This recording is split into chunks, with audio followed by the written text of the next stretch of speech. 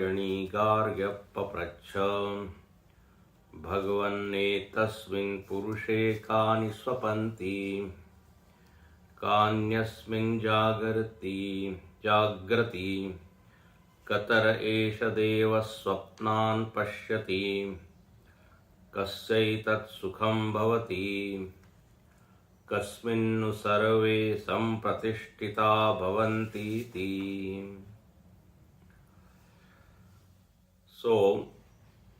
चतुर्थ प्रश्न के रूप में यहाँ पर 5 प्रश्न श्रुति माता प्रस्तुत करती है और जो प्रश्न करता है वो है गार्ग्य, जिनका दूसरा नाम है सौर्यायणी। उनके प्रश्नों से लगता है कि उन्होंने अवस्था त्रय के ऊपर काफी मनन किया है और अवस्था त्रय के बारे में उनको स्पष्टता चाहिए। अवस्था त्रय पर विचार करते वक्त उनके मन में ये कुछ जिज्ञासा या प्रश्न आए हैं। उन्होंने वो सम्मुख रखे आचार्य पिप्पलाद के। जैसे व्यक्ति जब सोता है तो कौन सोते हैं, क्योंकि अपने व्यक्तित्व को देखें तो इसमें बहुत सारे घटक हैं। इंद्रियां है, प्राण है, मन है, बुद्धि है, तो कौन सोते हैं, इसलिए बहुवचन है यहाँ पे। कानि स्वपन्ति, ये कार्यकरण संघात एक पूरा संगठन है, इसके अनेक मेंबर्स हैं। तो कौन इसमें सोते हैं? सोते हैं का मतलब हमने देखा था कि अपने अपने व्यापार से उपराम हो जाते हैं। व्यापार से उपरामता ही क्या है? निद्रावस्था है। फिर ये पूछा था कि कौन स्वप्नों को देखता है। तो स्वप्न क्या है ये भी भाष्यकार ने बताया कि जागृत के समान ही एक संसार का अनुभव हमको होता है। जाग्रतवत् अंतःशरीरे यद दर्शनम तत्स्वप्नम। बिल्कुल वही भावनाएं जो हम जागृत में अनुभव करते हैं, वही परिस्थितियां, वही सुख दुख, वही मित्र शत्रु, अपने पराये।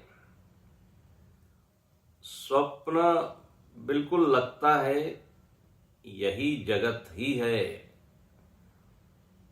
स्वप्न काल में तो ये विचार भी नहीं आता कि ये कोई अलग दुनिया है। तो उन स्वप्नों को कौन देखता है? कार्य देखता है कि करण देखता है? कार्य लक्षणेन देवेन निर्वर्त्यते किंवा करण लक्षणेन। फिर अगला प्रश्न था कि किसको सुख होता है? कस्य एतत् सुखम भवति। नींद में सुख होता है, ये निर्विवाद है, इसके ऊपर कोई वाद हो नहीं सकता, कोई तर्क वितर्क हो नहीं सकता। दो मत नहीं हो सकते कि नींद में सुख मिलता है कि नहीं। ये एक सार्वजनिक अनुभव है, सबका अनुभव है। व्यक्ति जब परेशान हो जाता है या थक जाता है तो क्या कहता है, अब थोड़ी देर में सो लेता हूं। मतलब थोड़ी देर एक ऐसी अवस्था में जाना चाहता हूं जहां कोई चिंता नहीं, कोई दुख नहीं, कष्ट नहीं। तो सुख तो होता है, लेकिन किसको होता है? तो ये चौथा प्रश्न था। तो कौन सोता है, कौन जागता है, कौन सपनों को देखता है, किसको सुख होता है। और अंतिम प्रश्न था कस्मिन् सर्वे संप्रतिष्ठिता। निद्रा अवस्था में कहां पर ये सारी इंद्रियां लीन हो जाती है। कस्मिन्, किसमें। तस्मिन् काले 46 प्रश्न पर जो अंतिम लाइन है, तस्मिन् काले जागृत स्वप्न व्यापारात उपरता संतः। बोले उस काल में, उस काल में मतलब किस काल में, तो कहा जब जागृत और स्वप्न से ऊपर उड़ जाता है, मतलब न जागृत अवस्था है न स्वप्न अवस्था है, दोनों उपरत हो गई। फिर एक अवस्था है सुषुप्ति। तो कस्मिन् सर्वे सम्यक एकीभूताः संप्रतिष्ठिता। तब सारी इंद्रियां एकीभूत होकर, अलग अलग उनका अस्तित्व नहीं दिखता, तो एकीभूत होकर सब कहां पर विलीन होती है, ये प्रश्न है। और यह भाष्यकार एक ही भवन के लिए 2 उदाहरण देते हैं। बोले जैसे शहद में सभी पुष्पों का रस, मधु एकत्र होता है। एक बार वो शहद बन गया पूरा, तो फिर उसमें ये आप नहीं बता सकते कि कौन से वृक्ष का ये रस है। एक ही रूप हो जाते, एक ही भवन उसको कहते हैं, एक ही भूत हो जाना। ऐसे ही समुद्र में जब नदियां मिल जाती है, तब आप विवेक नहीं कर पाते। विवेकानर्हान् प्रतिष्ठिता भवन्ति। विवेक मतलब अलग अलग करना, तो उसके योग्य हमारी बुद्धि नहीं रह जाती। गंगा, यमुना, सरस्वती सब एक हो जाते हैं। तो अब यहां प्रश्न है कि सारी इंद्रियां एकीभूत होकर कहां पे विलीन होती है। अब जब ये वाक्य बोला तो पूर्व पक्षी ने एक प्रश्न कर दिया। प्रश्न क्या है, तो बोले ननु, यहां तक आए थे हम, ननु न्यस्त दात्रादिकरणवत् स्वव्यापारात उपरतानि। बोले जैसे कोई किसान है, उसके पास अलग अलग औजार है, उपकरण है। जब किसान अपने काम से उपरत हो जाता है, बोले हो गया, आज का काम पूरा हो गया, तो फिर क्या करता है, उसके जो औजार है, फावड़ा, कुदाल, दराती इत्यादि जो कुछ भी है, हल, वो सब छोड़ देता है और वो सब स्वतंत्र रूप से अपने अपने में रह जाते हैं। पृथक पृथगेव स्वात्मनि अवतिष्ठन्ते। दराती कहीं पड़ी है, फावड़ा कहीं है, कुदाल कहीं है। इति एतत् युक्तम, इति एतत् उक्तम, ऐसा कहा गया या कहा जाता है। तो ठीक ऐसे ही सुषुप्ति में जब जागृत स्वप्न से हम काम कर रहे थे इंद्रियों से, अब हम उपरत हो गए, न हम इस जगत को देख रहे हैं, न स्वप्न जगत को देख रहे हैं। तो इंद्रियां उपरत हो गई और वो मानो कि अपने अपने गोलकों में बैठी है, स्वतंत्र रूप से लीन हो गई गोलक में। ऐसा माने तो क्या दिक्कत है। आप ये एक ही भूत हो जाती है, सब इंद्रियां मिल के कहीं पे लीन होती है, ऐसा आग्रह क्यों कर रहे हैं, इस पर जोर क्यों दे रहे हैं। इति एतद उत्तम कुतः प्राप्ति सुषुप्त पुरुषाणाम करणानाम कस्मिंश्चित एकी भाव गमन आशंकाया प्रश्न। ये पूछने वाले को ये प्रश्न क्यों आ रहा है कि एक ही भवन पर आप क्यों जोर दे रहे हैं। हम कह रहे हैं, पूर्व पक्षी कहता है कि ये अपने अपने गोलक में स्वतंत्र रूप से रह जाती है सुषुप्ति में। सारी इंद्रियां एक रूप हो जाती है, ऐसी आशंका क्यों। तो यहां पर भगवान भाष्यकार उत्तर देते हैं, युक्ता एवतु आशंका। बोले ये आशंका ठीक ही है। अच्छा, प्रश्नकर्ता की जो आशंका है वो उचित है, मतलब उसका समर्थन करते हैं। बोले हाँ ठीक है, आप प्रश्न कर रहे हैं, आ सकता है किसी के मन में यह प्रश्न। तो बोले इसका उत्तर सुनाते हैं। उत्तर यहां पर यह है, उत्तर यहां से शुरू होता है, यतः संहतानि करणानि स्वाम्यर्थानि परतंत्राणि च जागृत विषये। बोले देखिए, जागृत अवस्था में ये सारी इंद्रियां जो है एक संघात के रूप में काम कर रही है। ध्यान से सुनना, संहतानि करणानि, एक पूरा संगठन है। सारी इंद्रियां, मन, प्राण, बुद्धि सब, और संघात का मतलब एक संगठन, असेंबलेज।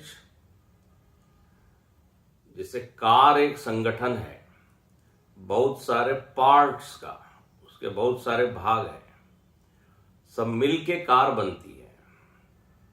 घर भी क्या है, एक संघात है। दीवार है, दरवाजा है, खिड़की है, छत है, फर्श है, सब मिलके एक चीज बनती है, उसको कहते हैं घर। अब जब संघात होता है तो एक नियम आपने पढ़ा है, संघातस्य परार्थत्वात्। संघात हमेशा अपने से इतर किसी स्वामी के लिए होता है। कार जो है, यदि बहुत सारी चीजों का एक असेंबलेज है तो कार के स्वामी के लिए है। कार का आनंद खिड़की और जो स्टीयरिंग है और टायर है वो नहीं लेते, बल्कि उस कार से इतर जो उसका स्वामी है वो उन सबका उपयोग करता है, वो उसका मालिक होता है। ऐसे ही घर भी घर के मालिक के लिए, कहीं भी जहां भी संघात होता है तो बिल्कुल यही नियम है। इसलिए लिखते हैं, चूंकि संघात स्वामी के लिए होता है, यत संहतानि करणानि स्वाम्यर्थानि, स्वामी के लिए होता है। तो स्वामी के लिए होता है तो कैसा होता है वो, परतंत्र होता है, परतंत्राणि।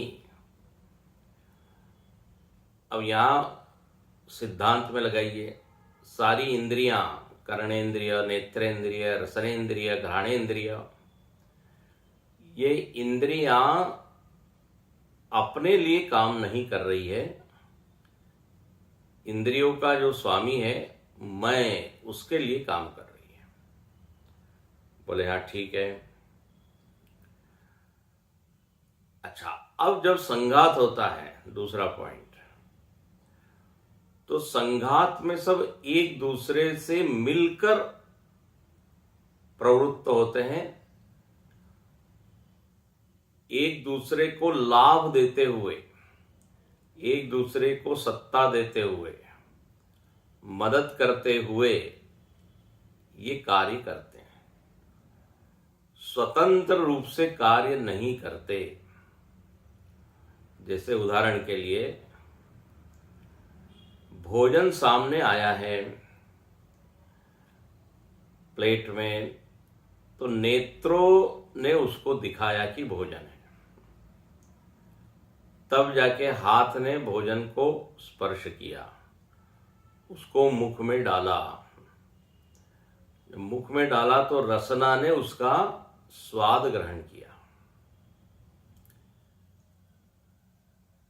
स्वाद ग्रहण किया, उसको खाया, फिर पेट में गया, पेट में समान वायु है, उसने उसको पचाया।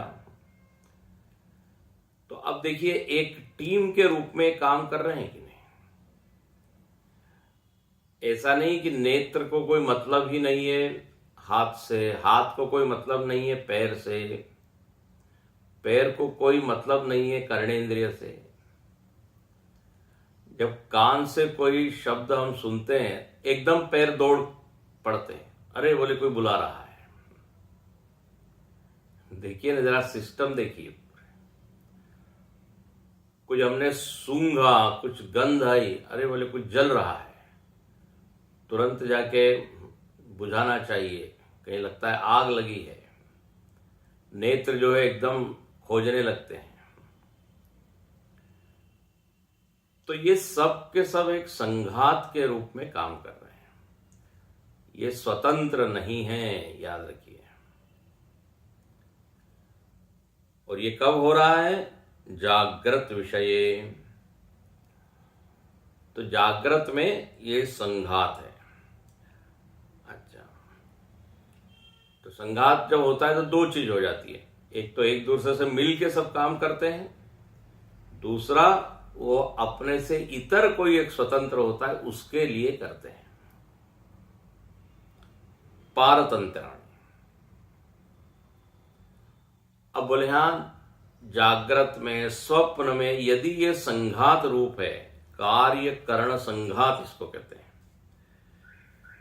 यदि ये मिलके अभी काम कर रहे हैं जागृत और स्वप्न में, तो बोले सुषुप्ति में भी इनका ये संघात रूप होगा। अब ये पॉइंट यहां पर आया है, सुषुप्ति में भी ये एक दूसरे से मिलकर जो है लीन होते हैं। जब जागृत स्वप्न में मिले हुए हैं तो सुषुप्ति में क्यों नहीं? सुषुप्ति में यदि हम कहें कि इंद्रियां स्वतंत्र है, अलग अलग इंद्रियां स्वतंत्र पड़ी है, तो फिर प्रश्न ये आएगा कि यदि आपने इंद्रियों को स्वतंत्र बोल दिया, स्वतंत्र बोल दिया मतलब असंहत बोल दिया, संघात का भाग नहीं है। क्योंकि संघात कहते ही क्या है, सब एक दूसरे से जुड़ी हुई है। लेकिन अब कहते हैं कि नींद में यदि सारी इंद्रियां स्वतंत्र हो गई, तब तो वो आत्मा हो जाएगी। क्योंकि आत्म तत्व ही ऐसा है जो सारे संघात से अलग है, स्वतंत्र है। तो इंद्रियां यदि स्वतंत्र हो जाएगी तो आत्मा और इंद्रिय में भेद कहां रह जाएगा? ध्यान से सुनिए। जैसे ही आपने स्वतंत्र कर दिया, बोले असेंबली का भाग नहीं है, अपने अपने में ये रह रही है, इसको कुछ लेना देना नहीं है अन्य इंद्रियों से, तो वो संघात का भाग न होने के कारण असंहत कहलाएगी। और असंहत तो केवल आत्मा है।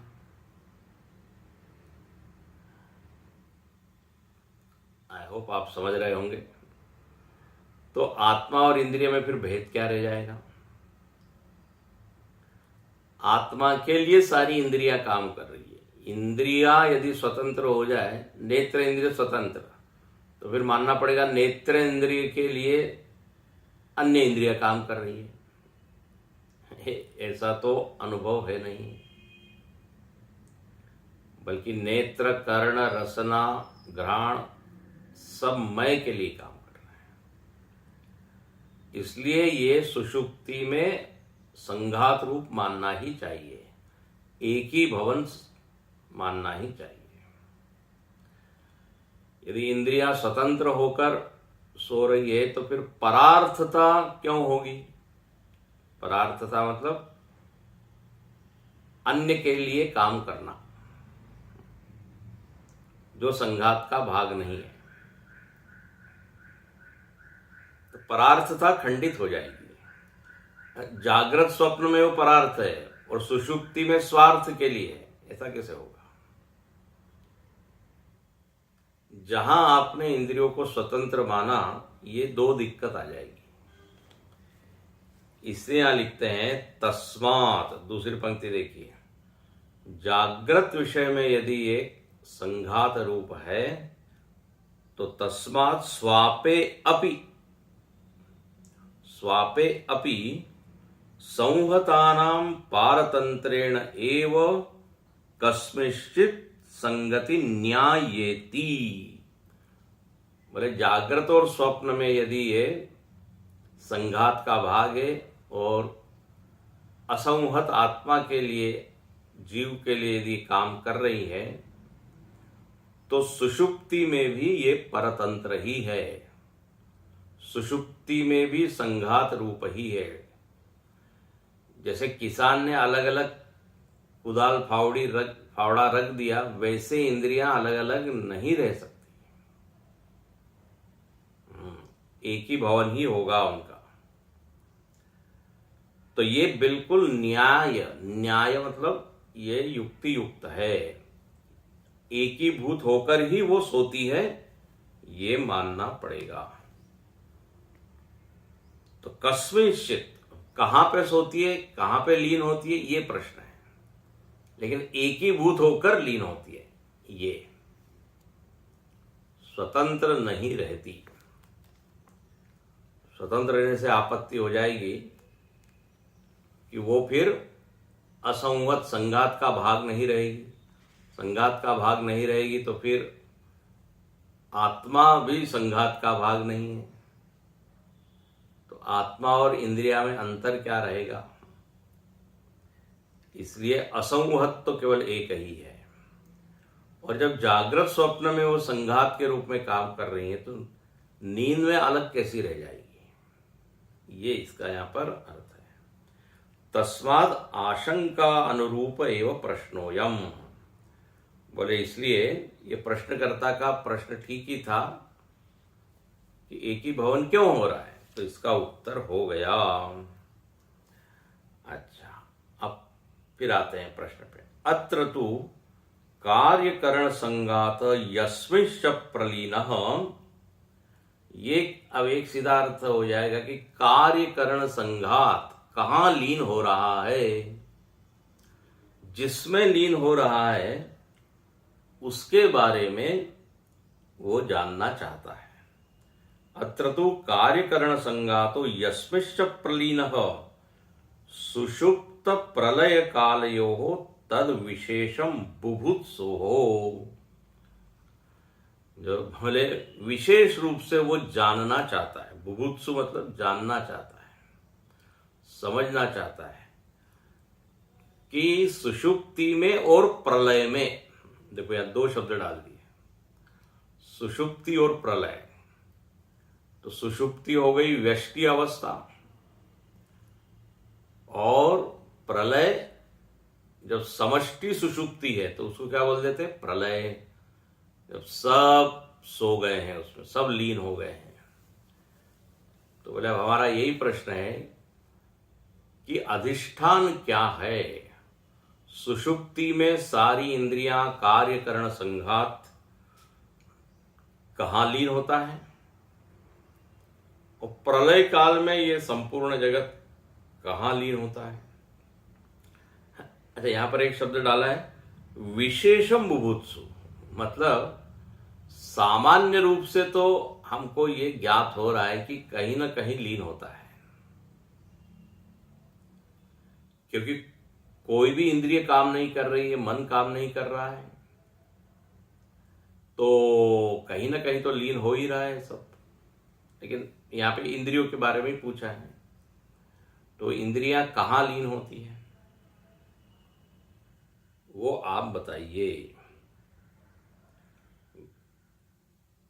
एक सामान्य अंडरस्टैंडिंग है कि कहीं होती होगी, होनी चाहिए। सो कौन स्यादिति कस्मिन् सर्वे संप्रतिष्ठिता भवन्ति, तो वो कौन है, मतलब किसमें ये लीन होती है, ये आप बताइए। इस तरह ये प्रश्न हुआ। अब आचार्य ने देखा कि अरे ये गार्ग्य ऋषि ने काफी विचार किया है, नहीं तो प्रायः व्यक्ति नींद के बारे में विचार करता ही नहीं है। सुषुप्ति उसको अच्छी लगती है, केवल वो ये कहते रहता है कि अब मुझको कब नींद आए, कब मैं सोऊं, बस ये इच्छा हो रही है, बहुत काम हो गया, थक गया। लेकिन नींद का विश्लेषण कोई नहीं करता। नींद की मीमांसा कोई कर रहा है, विचार कर रहा है। नींद क्या, स्वप्न के बारे में भी बहुत अच्छा स्वप्न आया, बुरा स्वप्न आया, लेकिन स्वप्न क्या था, स्वप्न कौन देख रहा था, इस पर चिंतन होता नहीं। वैसे ही जागृत अवस्था में हम खूब मजाक ले रहे हैं, आनंद कर रहे हैं, लेकिन ये अवस्था क्या है, कैसे हमको विविध अनुभव हो रहे हैं, क्यों हो रहे हैं, इसके ऊपर कभी मन या बुद्धि विचार नहीं करती। ये तो अपने उपनिषदों में, वेदांतों में ही अवस्थात्रय विवेक किया गया। तो अब आचार्य ने उत्तर देना प्रारंभ किया। बोले आपका अभिनंदन, आपने बड़े अच्छे प्रश्न किए हैं, अब आइए उत्तर देते हैं। तस्मै सहोवाच यथा गार्गमरीचयो अर्कस्यास्तं गच्छतः सर्वा एतस्मिन् तेजो मंडल एकी भवन्ति ता पुनः पुनरुदयतः प्रचरन्त्येवं हवै तत्सर्वं परे देवे मनस्येकी भवति तेन तर्हेष पुरुषो न शृणोति न पश्यति न जिघ्रति न रसयते न स्पृशते नाभिवदते नादत्तं नानन्दयते न विसृजते नेयायते स्वपितीत्याचक्षते। तस्मै सहोवाच यथा गार्ग्यमरीचयोर्कस्यास्तं गच्छतः सर्वा एतस्मिन् तेजो मंडल एकी भवन्ति ता पुनः पुनरुदयतः प्रचरन्त्येवं हवै तत्सर्वं परे देवे मनस्येकी भवति तेन तर्हेष पुरुषो न शृणोति न पश्यति न जिघ्रति न रसयते न स्पृशते नाभिवदते नादत्ते नानन्दयते न विसृजते नेयायते स्वपितीत्याचक्षते। तस्मै सहोवाच, तस्मै गार्ग्याय, उस गार्ग के लिए। यहाँ पर प्रश्न का उत्तर देते हैं आचार्य। बोले हे गार्ग्य शृणु, भाष्यकार लिखते हैं शृणु हे गार्ग्य यत्त्वया पृष्ठम, जो तुमने पूछा है वो सुनिए। बोले ऐसा है, तुम पूछ रहे हो सारी इंद्रियां कहाँ लीन होती है, तो यहां पर पहले उदाहरण देती है श्रुति। बोले देखो एक उदाहरण से पहले समझो। यथा मरीचयः अर्कस्य अस्तं गच्छतः। बोले जैसे मरीचि, मरीचि मतलब होता है किरण, मरीचयः मतलब किरणें बहुवचन, अर्क मतलब होता है सूर्य। बोले जब सूर्य का अस्त होता है, सूर्यदेव, सूर्य भगवान जब अस्ताचल की ओर चलते हैं, धीरे धीरे हम देखते हैं वो नीचे जा रहे हैं, तो तब क्या होता है, सारी किरणों को वो समेट लेते हैं और केवल एक लाल पिंड की तरह वो सूर्य भगवान हमको दिखाई देते हैं, उनका दर्शन होता है। एक भी किरण वहां दिखती नहीं, रश्मिहीन, मरीचिहीन। और इसलिए हम उस सूर्य का दर्शन कर पाते हैं, आंखें देख पाती हैं। तो अस्ताचल में जब जाते हैं तो सारे किरणों को समेट लेते हैं, कोई किरण वहां होती नहीं। तो सारी किरणें कहां लीन हो गई, एक लाल पिंड में, गोल, एक अग्नि का जो गोला है सूर्य, उसमें वो लीन होती है। और सर्वा एतस्मिन् तेजो मंडल एकी भवंती। ये तेज मंडल में, तेज मंडल से एक ही भवन हो जाता है, एक ही रूप हो जाता है, एक रूप हो जाती हैं सारी किरणें। मतलब किरण और सूर्य, इसमें अब अंतर दिखाई नहीं देता। अच्छा, फिर क्या होता है, ता पुनः पुनरुदयतः। बोले प्रातः काल होने पर सूर्य का उदय होता है, और जब सूर्य का उदय होता है तो क्या होता है, प्रचरंती एवं, सारी रश्मियां एकदम उसमें से फूट पड़ती है। आपने सूर्योदय देखा होगा तो एकदम सारी किरणें उसमें से निकलने लगती है और पूरा जो आकाश है वो किरणों से व्याप्त हो जाता है, एक किरणों का जाल फैल जाता है, अनंत किरणें। उन किरणों को आप गिन नहीं सकते। तो रश्मय है ना, मरीचय, उन सबका दर्शन होने लगता है। तो दो स्थितियां हैं, सूर्यास्त और सूर्योदय। सूर्यास्त में एक ही भवन हो जाता है और सूर्योदय में फिर से वो सब प्रकट हो जाती है किरणें, प्रचरंती एवं हवै। तो ये तो हुआ उदाहरण। बोले एवं हवै तत्सर्वम, बोले इसी प्रकार से परे देवे मनसी एकी भवती। हाँ, बोले इसी तरह सुषुप्ति में सारी इंद्रियां मन से एक रूप हो जाती है। ध्यान से सुनना। तो यहां सूर्य के स्थान पर किसको रखना पड़ेगा, मन को। मन सूर्य स्थानीय हो गए और सारी इंद्रियां क्या हो गई, मरीचि स्थानीय, रश्मि स्थानीय।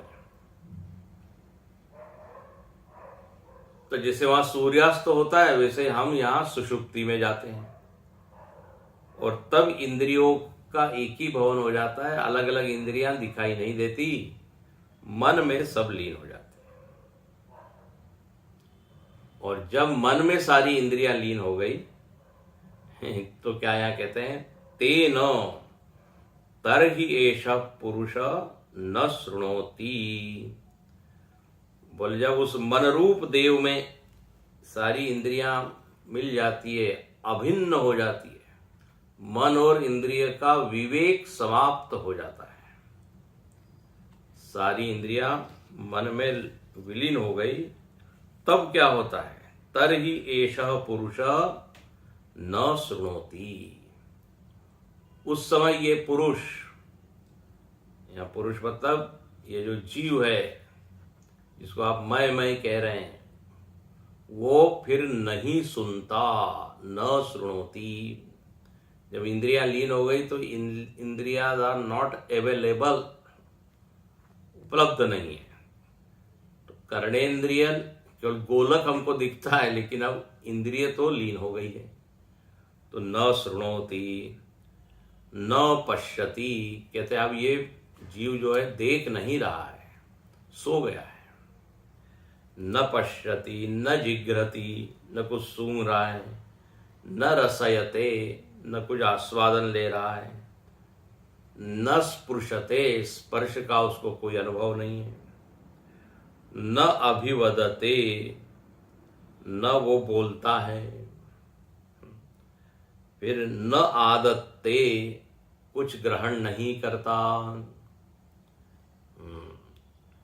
न आनंदयते, न इंद्रियों से आनंद भोगता है, इंद्रिय जन्य आनंद का भोग नहीं करता। न विसृजते, न विसर्जन करता है। नेयायते, न कोई और चेष्टा करता है, बिल्कुल एक मृत व्यक्ति की तरह वो क्या पड़ा रहता है। तो बोले तब लोग बोलते हैं स्वपीति इति आचक्षते, तब लोग कहते हैं अभी ये सो रहा है, इसको कोई सुनाई नहीं दे रहा है, ये कुछ देख नहीं रहा है, मतलब अब क्या ये सो रहा है। तो ये सुषुप्ति का यहाँ वर्णन आचार्य ने किया। अभी देखिए भाष्यकार यहाँ भाष्यकार लिखते हैं, थोड़ा और इसको अच्छे से समझाते हैं। ये तो हो गया पदार्थ शब्दार्थ। अब थोड़ा और गहरा, इसमें गहराई से इसका वर्णन भाष्यकार करते हैं। बोले शृणु हे गार्ग्य यत् त्वया पृष्टम, सुनो हे गार्ग्य यथा मरीचय। तो देखो मरीचय के आगे क्या लिखा है, मरीचय भाष्य श्रुति के शब्द है। मरीचय मतलब रश्मय, रश्मि। अर्कस्य, अर्कस्य श्रुति का शब्द है। आदित्यस्य अस्तम, है ना, श्रुति ने क्या बोला, अर्कस्यास्तम। भाष्यकार लिखते हैं अर्कस्य आदित्यस्य अस्तम अदर्शनम गच्छत। अस्त हो जाना मतलब क्या, देखो भाष्यकार इसको स्पष्ट करते हैं। सूर्य अस्त हो गया मतलब सूर्य का नाश नहीं हुआ, अदर्शन हुआ। अदर्शन, संस्कृत व्याकरण में भी एक सूत्र आता है अदर्शनम लोपः। कई बार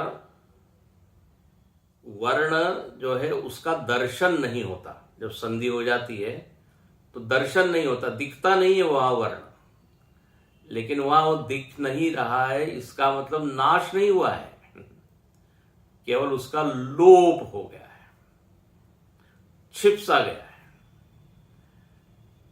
जैसे हम लोग जो खेल खेलते हैं, कोई छिप रहा है, कोई उसको ढूंढ रहा है, तो अदर्शन हो जाता है ना, पेड़ के पीछे, दीवार के पीछे वो है, उसका अस्तित्व है, लेकिन नेत्र के पथ में, नेत्र के मार्ग में वो नहीं आ रहा है, इसलिए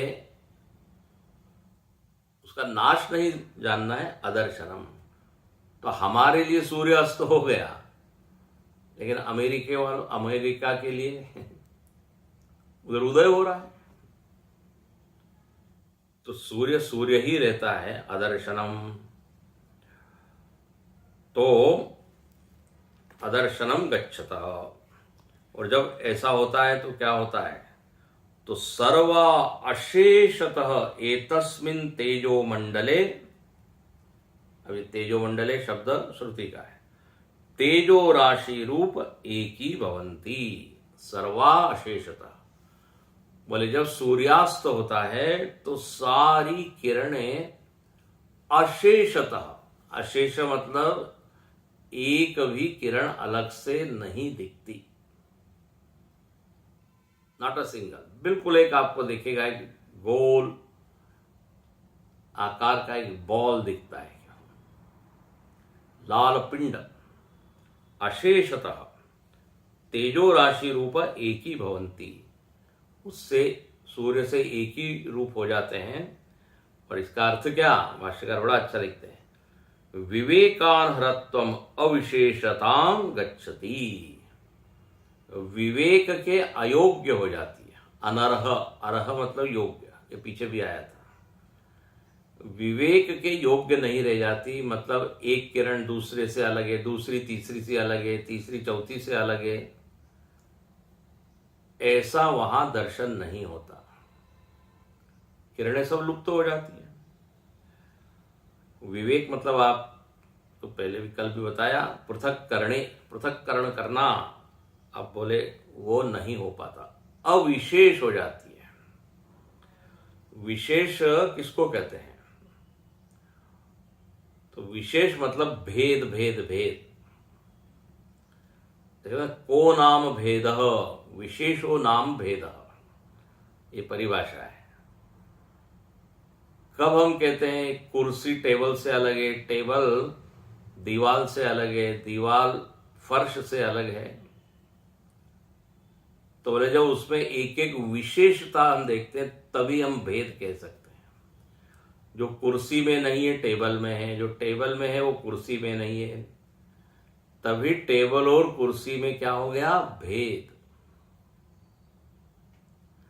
जब आप कहते हैं एक वस्तु दूसरे से अलग है, मतलब क्या है?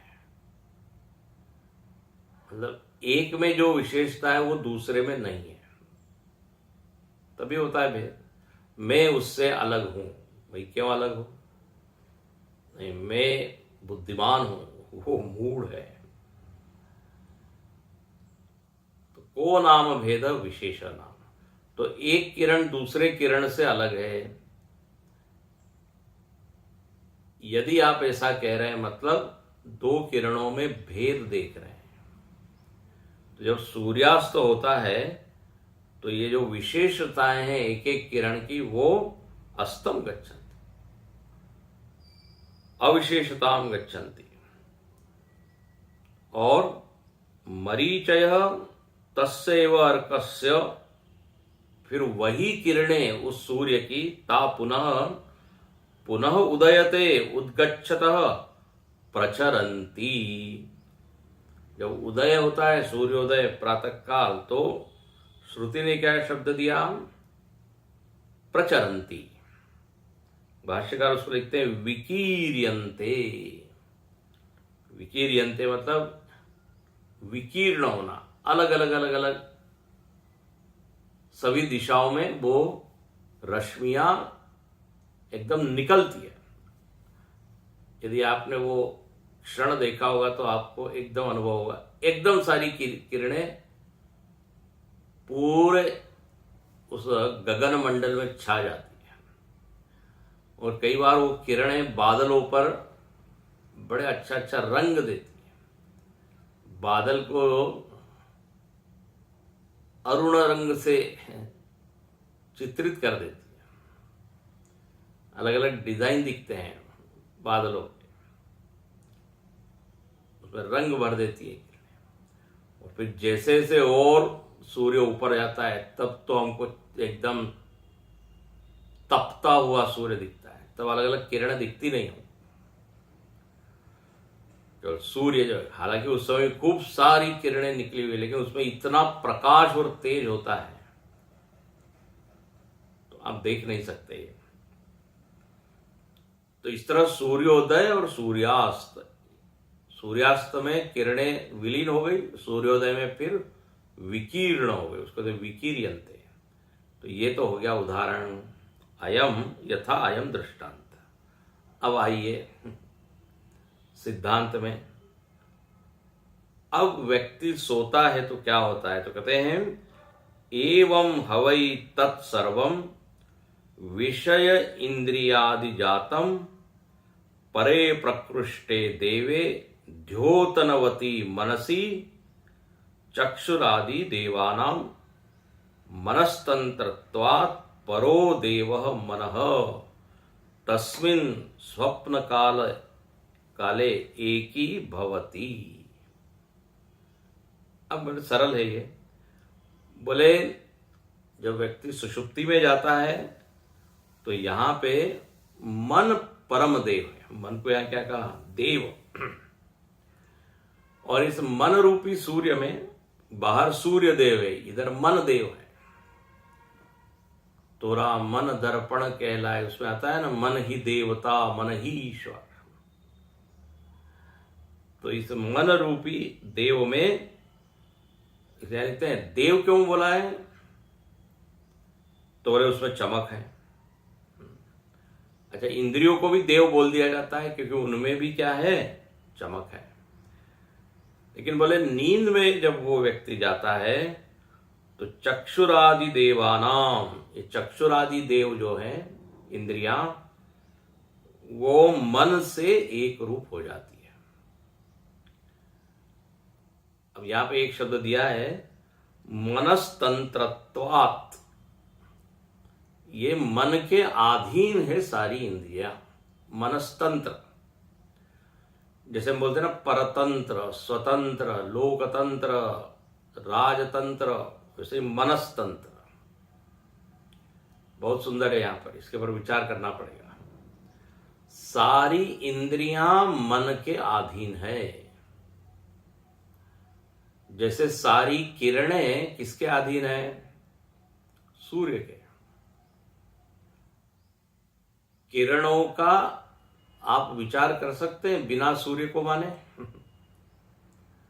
बिना सूर्य के उनका कोई स्वतंत्र अस्तित्व नहीं है किरणों का। ऐसे ही इंद्रियों का मन से अलग कोई स्वतंत्र अस्तित्व नहीं है, मन के अधीन है।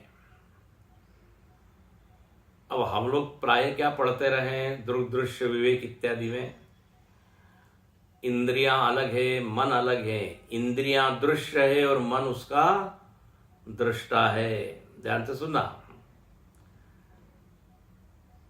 कैसा हम विचार करते हैं। बाहर विषय है, फिर इंद्रियां है, फिर मन है। विषयों को हम देखते हैं इंद्रियों से, फिर इंद्रियां दिखती है मन से।